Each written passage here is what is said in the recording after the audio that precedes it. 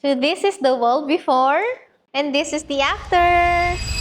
Another day, another delivery here at Luxury Crafts. So today we're going to deliver one of our newest art piece, another style of paper art series in cherry red coating. We're actually very excited about this one because malaki itong art piece na to. Matagal din namin siyang ginawa because every detail needs to be perfect, no? So, inabot siya ng 2.5 months. So ngayon, yung nag-usap na kami ni client, ayaw niya ng box type. Ang gusto niya is indefinite edges. So, ito na yung kinalabasan ng ating artwork. And according kay client is thumbs up, nagustuhan niya. This art piece is very special to us. Well, actually, lahat naman ng ginawa namin.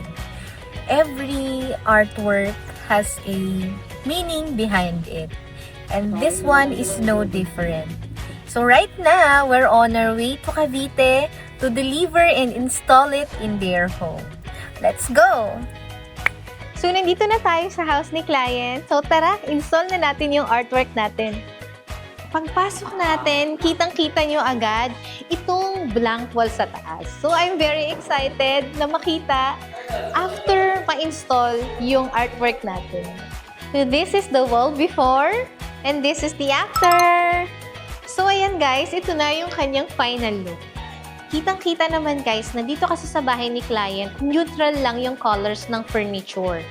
And because sa ating cherry red paper art, na-elevate niya yung buong bahay.